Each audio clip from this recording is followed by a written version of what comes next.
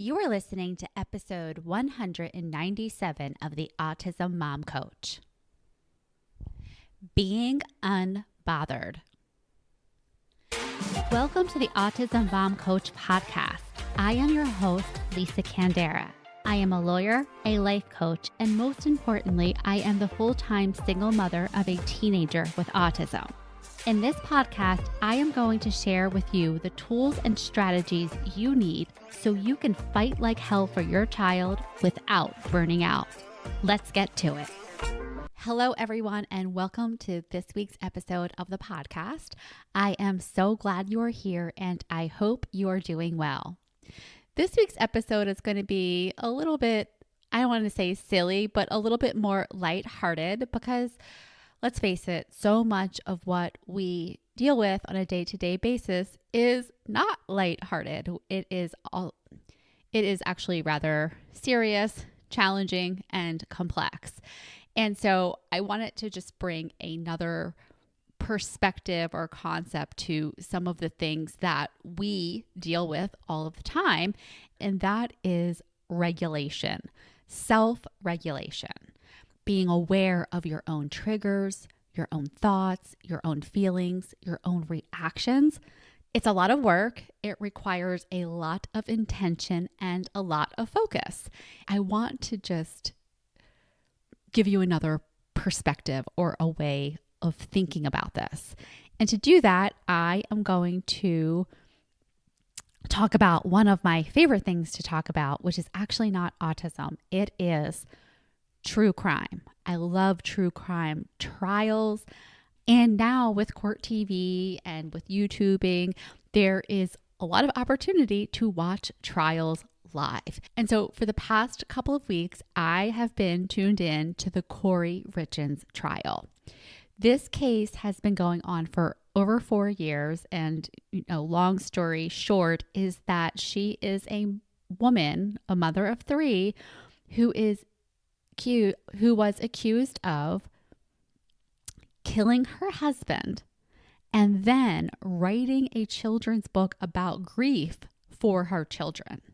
So, lots of drama, lots of financial crimes, lots of relationships going on, all of it, just really interesting stuff. So glued to that, love it. And as part of this trial, in my opinion, the defense did not have much to work with. And so they spent a lot of time objecting and mischaracterizing the evidence, mischaracterizing what people said, mischaracterizing words on a piece of paper. And they did this a lot, jumping up in front of the judge, sort of saying things that were gaslighting to the prosecutor, just really being a hot mess. And the prosecutor, on the other hand, after all of their objecting to something, would stand up and the judge would say to him, "Do you have anything to say? What's your view on this?" And the prosecutor was calm as could be and would just say something to the effect of, "Judge, I don't agree with the veracity of that," and something short and to the point. Or he would say, "Let me know what you want me to respond to in all of that to help you make your decision."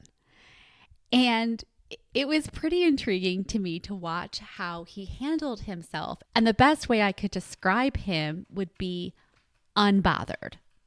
But again, he appeared to be unbothered by all the gaslighting, by the misstatements, by the improper objections, all of it, unbothered. And then laser focused on what he was there to do. And so I think about that in terms of our children. Now, I'm going to be the first to say that being unbothered by our own children, it's not easy. There's a lot of reasons that we're very bothered by them at points, or bothered by the other people in our lives and things that they might say or things that they might do.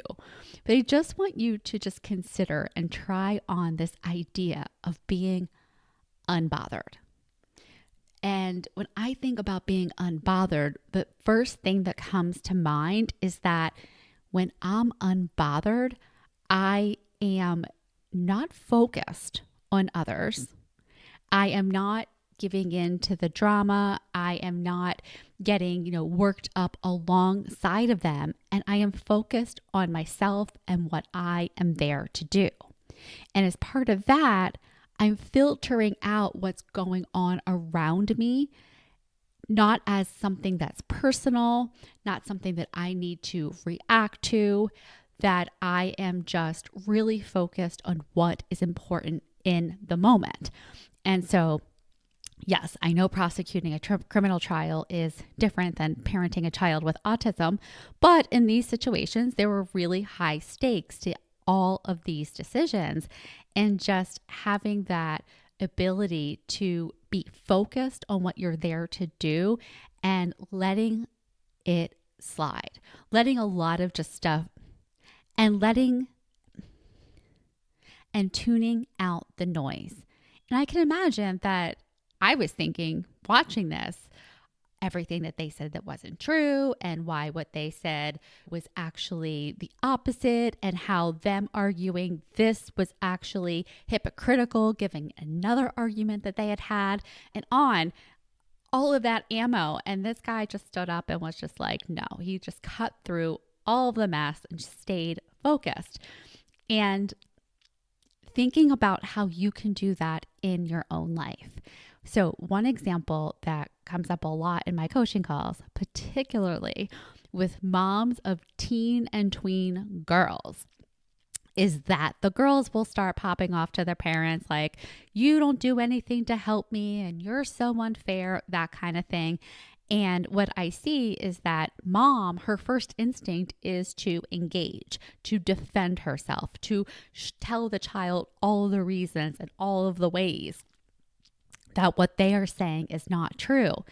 And really, there's just no upside to that. You're not really going to make any kind of point to your kid. You're probably just going to escalate them or just engage them almost in the way that they want to. Like they're wanting to get the reaction and they get the reaction from you.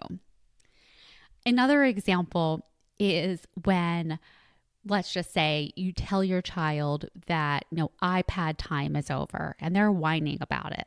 And instead of just, walking away and tuning them out, you start to tell them, I told you you had 5 minutes. I told you this yesterday. It's written on the wall, like whatever, extra verbiage and extra information, like letting them throw their fit and not being triggered by it, not reacting to it, and just being unbothered. Of course, they're going to throw a fit. Of course, they're going to be unhappy. That has nothing to do with me and the boundary that I've created. Another area where this concept of embodying being unbothered can really be useful is in any high tension, high conflict situation with a provider, a doctor, at an IEP meeting, out in public with other people, gauging their reactions to your child, anticipating how other folks are going to react to what's happening with your kid, their behaviors, their presence, anything. Trying on the idea of being unbothered, of being the person who can focus on what they are there to do and what's most important to them in the moment. And again, filtering out all of the noise. So think of some of the areas where you are triggered, some of the stuff that your kid does or just happens in your life where you feel the need to react or overreact. Imagine the idea of being the lawyer at trial and the other side popping up and just throwing out a bunch of garbage. And you get to decide what you want to react to and how you want to react to it. And in doing so, you get to focus on what's most important to you. And so if the situation is a dysregulated child, likely the most important thing to you is going to be 1, safety, and 2, resolving the issue as quickly and painlessly as possible. And most of the time, that does not require more verbiage from you. It doesn't require more escalation, more jumping in and fixing it. And so, again, thinking of the idea of other people get to feel how they feel, they get to be upset, and you also get to pick how and if, and you also get to pick how you show up in those moments. You can be frazzled and triggered and wanting to jump in and fix it, or you can be a bit more detached, a bit more unbothered. And in being that level of detached and unbothered, it's not that you don't care. You care, just like the prosecutor who's trying to convict somebody of murder, and you only get one shot, because if she gets found not guilty, it's over. She's not guilty. You don't get another shot. He cared very much about the situation and the issue, but was also really focused on what his priority was. And it wasn't, in that case, it wasn't laying out the defense lawyers and, picking them off for everything that they had done that was a bit shady. Instead, it was ensuring that the judge had the information that he needed from him in order to make a decision.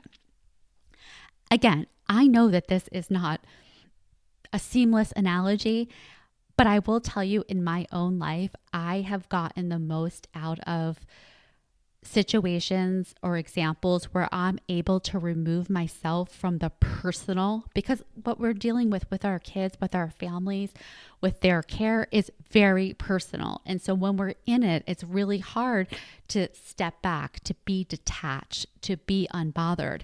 That's why I like the concept of analogizing it to a situation where it makes a lot of sense to me about how somebody who's incredibly invested in an outcome could also have the wherewithal to stay calm, to stay regulated, and to stay on point. Think of other analogies that work better for you. Think of other areas in your life where you are able to be unbothered, where you're able to detach yourself a bit, because doing that is automatically going to lower your temperature.